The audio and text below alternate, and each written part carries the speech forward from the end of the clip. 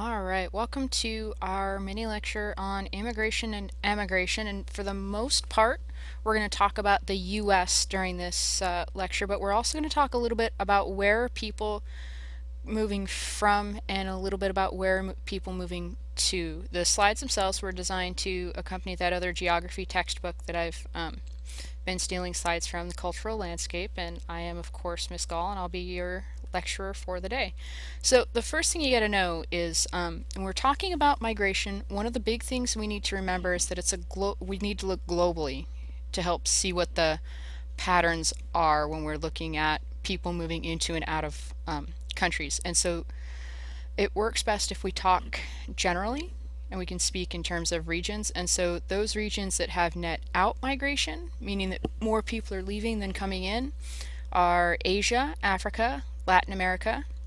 And no surprise here, these are our areas that are a little bit less well developed. And they're also at a lower stage of the demographic transition. They're all stage 2, maybe stage 3, but the important point is that population growth is high and still going. As there are more people than there are jobs, and pay is not very well in these areas, and so people are leaving. Those areas that have net in migration, by and large, okay, are North America, Europe, and Oceania. When we say Oceania, really we're talking about that area around Australia, New Zealand, and things like that. Globally, the United States has the largest foreign-born population. We're probably the most welcoming country when you talk about migrants and people moving into the country. So if we take a look at a map here, this is a world map. We're looking at net migration by country. The map itself is from about 2011, so figure the data is really probably about 2009. But even with that, you can see what we're looking at is net migration per 100 or per 1 million population. Okay, so for every 1 million people, they've got X number of people moving in. Darker red, it's above 10. Not surprisingly, North America, Scandinavia, which is another very welcoming area in terms of immigrants, the UK, which historically has been fairly welcoming, Germany also fairly welcoming.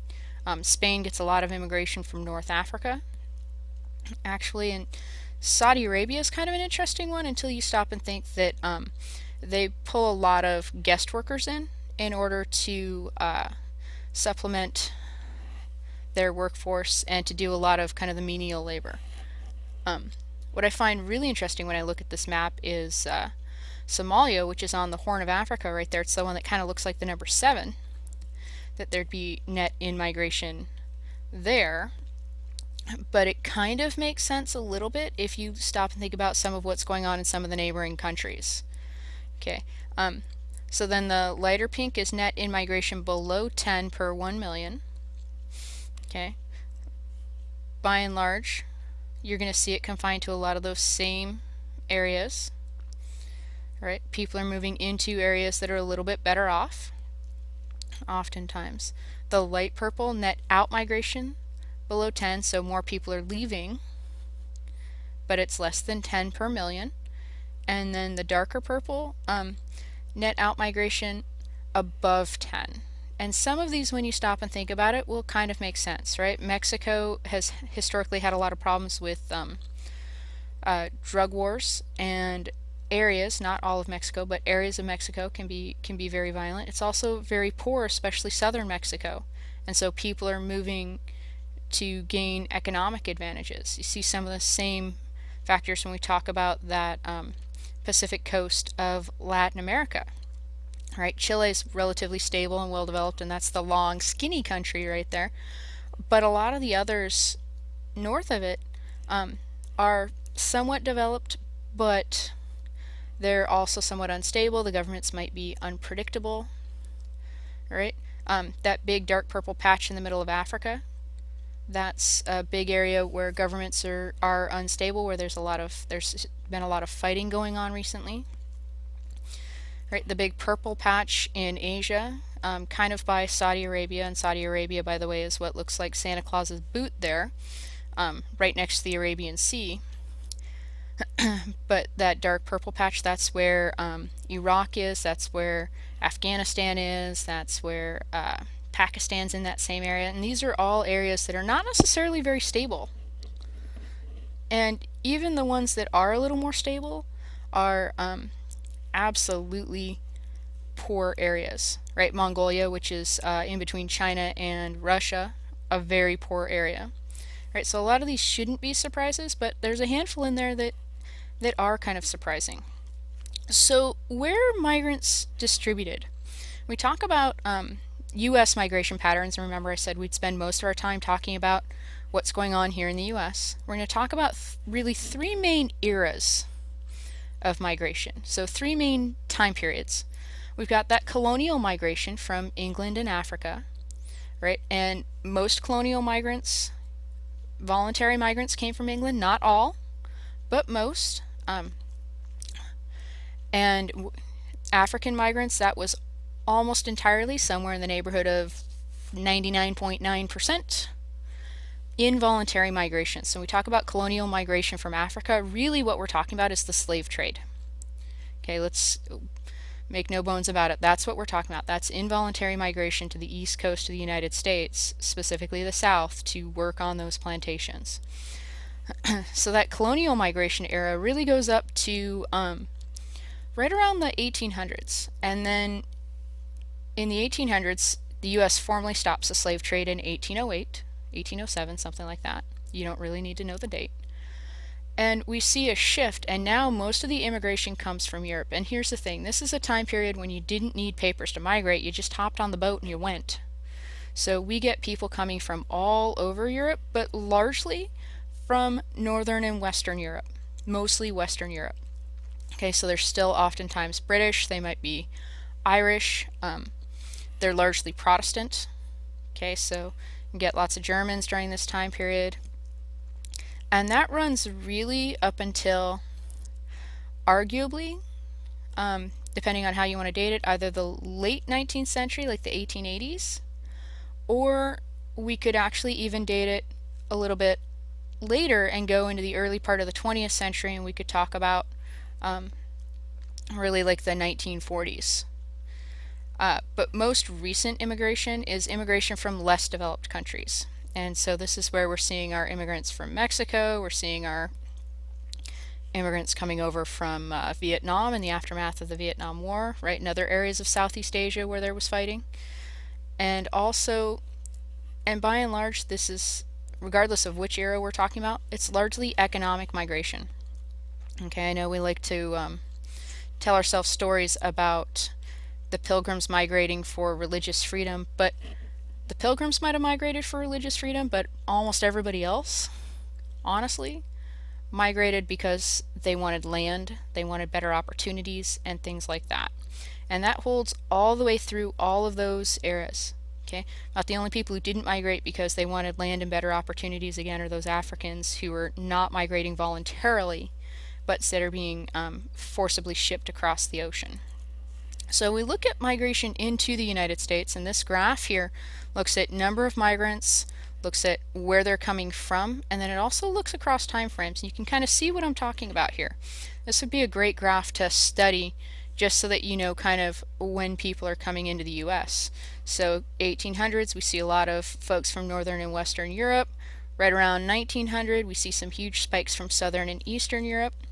Okay, these are Catholics and Orthodox Protestants coming in, and then it goes down, down, down. Right, the Great Depression happens in the 1930s, and immigration almost stops. It picks up a little in the 1940s. We get involved in World War II, and it drops again, and then it goes back up. And what you see from about 1950 forward is it's not so much from Northern and Western Europe in the light blue, but we get a lot of people from Latin America. We've got just a real skinny line from Africa, okay, real skinny purple line. A lot of people from Asia coming in, okay, and then a handful from Southern and Eastern Europe, and a handful from Northern and Western Europe. So this would be a great graph to look at to help kind of put in your brain what those different eras are. When we look where are they coming from in terms of South America? This is a great flow line map, right? The bulk of people coming in from Mexico. So this is 188,000 people is what the numbers are, 188 being in thousands, right?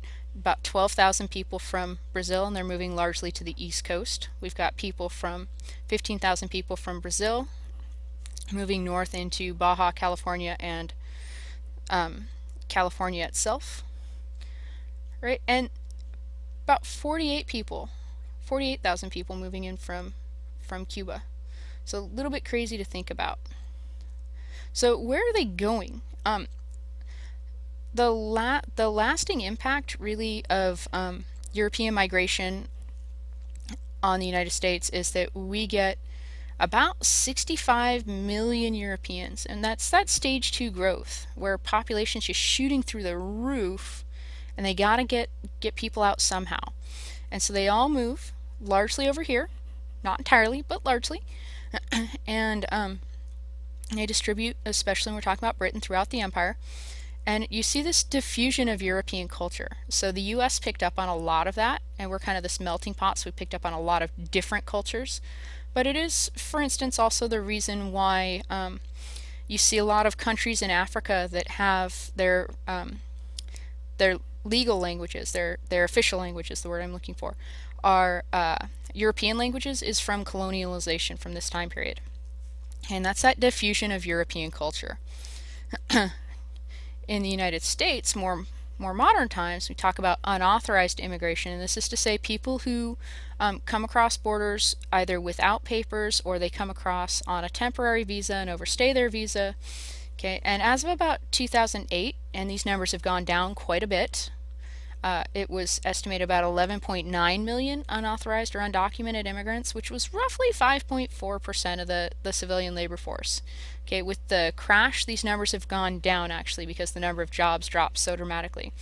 But around 59% of those undocumented immigrants came from Mexico, and many more came through Mexico. And where are people heading? A lot of people are heading to California. Roughly about 1/5 of all documented immigrants and 1/4 of undocumented immigrants are headed to California. And New York, specifically New York City, gets about 1/6 of all immigrants. And the reason for this is really chain migration. And chain migration is this idea that if you're going to move from one country to another, or even really one town to another, or one state to another, people tend to move where they know people. And that's because it's easier to move into an already pre-established social network. Take it from me, you move into a place where you don't have one, you're going to be miserable for a year or more while you're building up that social network. And that's what chain migration is all about. Move someplace where you know people, they can help you get a job, an apartment, maybe find a church or other social organizations that you can join. They can introduce you to people. Okay, and this is actually the last slide in our lecture on immigration and emigration. So if you have any questions, please feel free to ask them, and just come see me, and I'd be delighted to help you out any way I can.